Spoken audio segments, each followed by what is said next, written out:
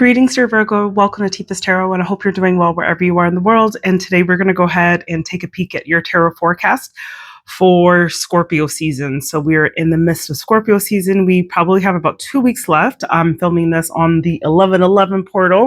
So happy 11/11. May all your wishes come true. But let's go ahead and get into it. This is going to be a Scorpio themed reading, and you'll see by the question prompts of the tarot spread that we are going to be doing. But before we get started, let's just set the intention, right? That this is for the sign of Virgo. So if you have Virgo and it is in your sun, your moon, or your rising, then it is my sincerest intention that this reading may resonate with you in some capacity and that you're able to receive these messages and apply them to your own life, always and only for your highest good. Okay? Now, let's get into it, dear Virgo. So we are in Scorpio season, as we know, and on a collective, as a collective, this really is a great season for getting in touch with our depths, right? And checking in on ourselves, being like a little bit more introspective of the core of who we really are as people. Scorpio energy is a water sign, so it deals with emotional intensity, and it's also fixed, right? So it gives that emphasis to the intensity part of it. It's also a sign that's ruled by Mars, so there is a bit of like drive or passion or assertion, being assertive, that's connected with this energy as well. So our first question that we are going to ask for Virgo is the depths, okay? So what lies beneath the surface of you, Virgo? What are some hidden emotions or desires? Perhaps there are some unspoken truths that you are not acknowledging at this time. But let's see with our Virgos, what lies beneath the surface? What lies beneath the surface for Virgo? What lies beneath the surface for Virgo? Okay.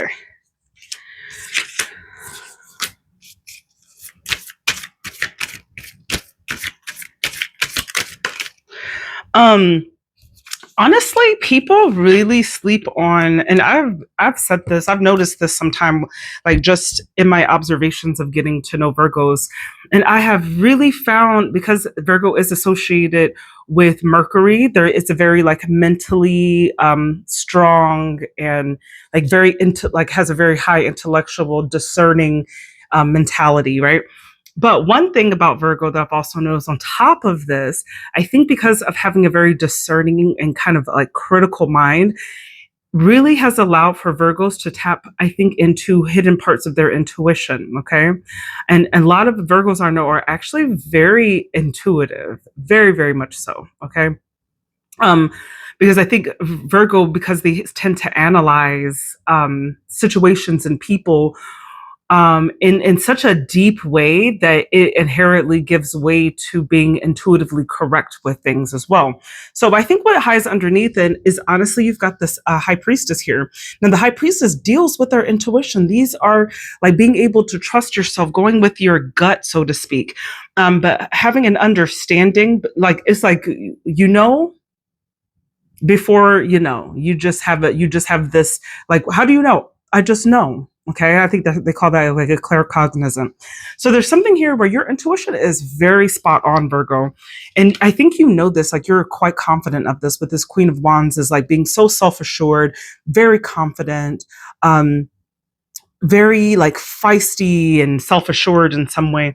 So I think you have that. And then with this Hierophant, I feel like there's something here. Now this is hitting you, Virgo, and this is like, yeah, this is me. There's something here. The Hierophant wants you to commit to that. I think sometimes like I don't think you really have an appreciation for how intuitive you absolutely are. And it is something that you know, and you have the confidence, like you really trust yourself. You trust your mind, you trust your instincts, you trust your intuition. But there's something here about the Hierophant that wants you to do something about it. Because the Hierophant is basically like the traditions, the expectations.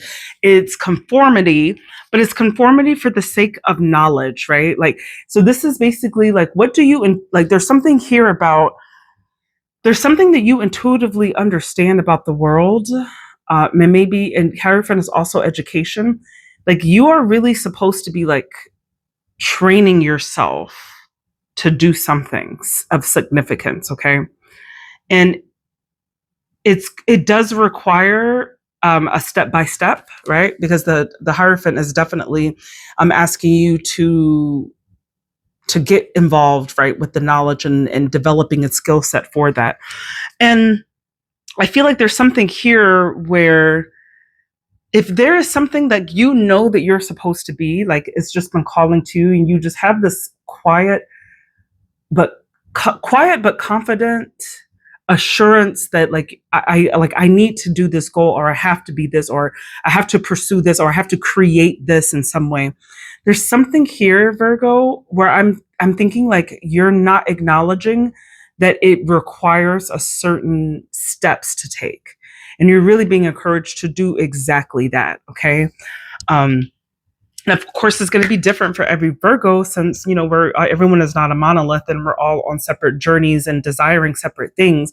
But I feel like intuitively, you do have this quiet understanding that you need to do something. But I think you need to put some structure behind accomplishing this. Okay, and that's your depths. Okay, your depths is honestly very material. Like it's bringing something forward to life through structure, through knowledge, through acquiring information of somehow and putting it all in place and getting there, but you know what you need to do. So I don't know if that's confirming for anyone who has just been wrestling with things, like having an understanding, but not necessarily knowing how to get there. You need to put in the legwork for that, Virgo. So let's do number 2. This is the release. What needs to be shed or let go of in your life? What's no longer working? Maybe it's a job. Maybe it's relationship. Maybe it's a system of belief. Maybe it's patterns, right? Okay, so let's look at what does Virgo need to release? What does Virgo need to release? What does Virgo need to release? Okay. So you've got the Page of Cups. Oh, that came in the reversal, though. We're going to talk about that, but let's see. I am taking reversals for these. Okay, we got the Nine of Cups. This is also in the reverse. And then you've got the Ten of Cups. You need to release this tendency to be like kind of miserable, or to feel like because you haven't reached a goal or objective yet that you're just kind of a failure. I feel like there is this like maybe a tendency sometimes to be very pessimistic, right? Because that Page of Cups can be like a bit of a real can be a bit like of a realist in some ways. It's not really like doesn't have that like spark to or imagination and idealism, right? It's being too real. It's being too like, well, I could never do that because of like, look at this over here, right? How can I accomplish this when all of this is going on in the background? This is impossible. So this is like release this tendency to and the Nine of Cups in the reverse is also to be negative, to be unhappy, to feel like well, I just couldn't do that. I just can't achieve this. Okay. But the Nine of Cups in reverse also wants you to avoid the arrogance part. Okay. So if you're just like the arrogance could come in where just like, I'm like a little too good for this. And it's not meeting people eye to eye. It's not relating to people.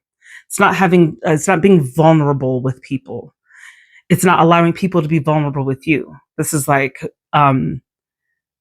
somebody crying and you're just sitting 10 feet across from them. Like, are you done yet? Okay. It has that feeling towards it.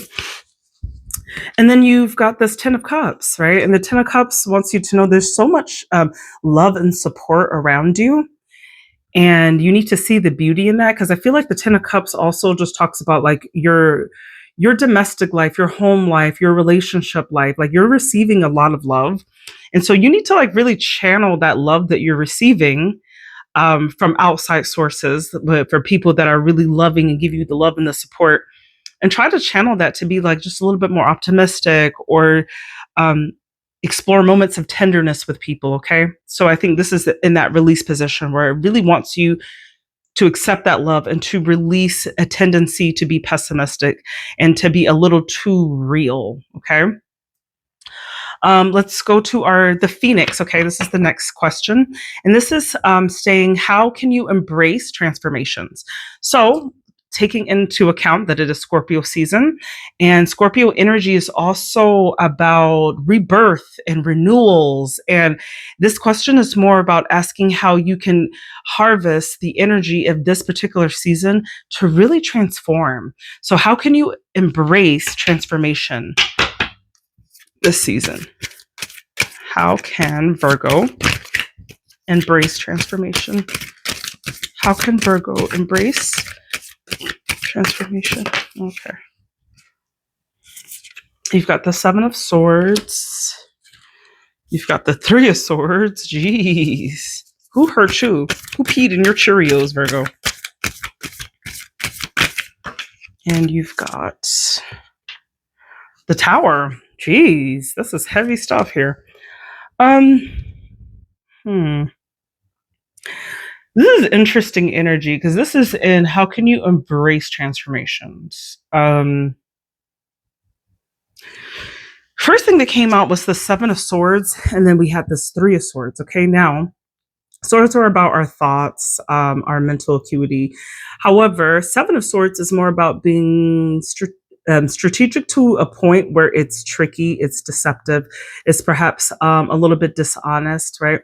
It's a little sneaky, a little cunning in some ways, but it's ultimately like getting what you would like, and maybe like somewhat less or more or less like nefarious ways, like just like bending the rules a little bit or not like playing completely fair, okay, with the Seven of Swords.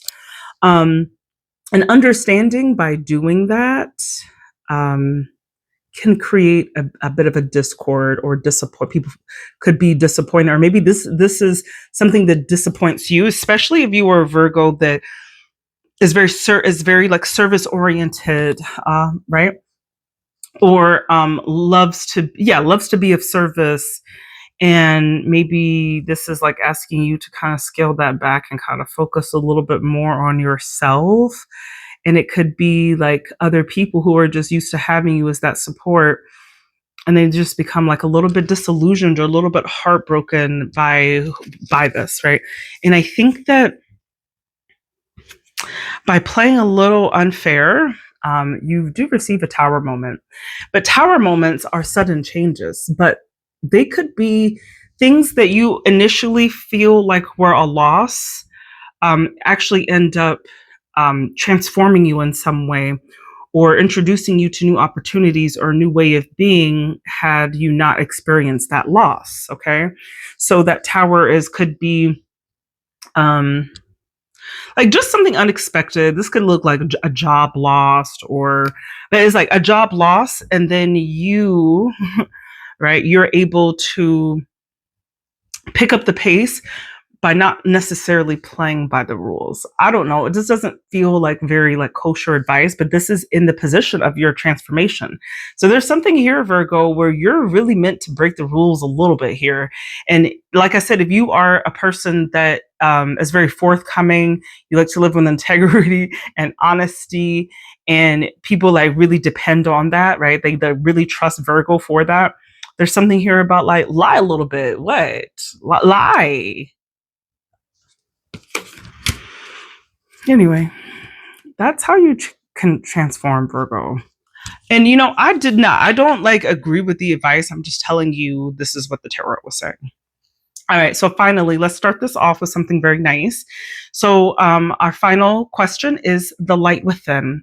So what is a strength or a gift that's emerging within you at this time? What's awakening within you at this time, Virgo?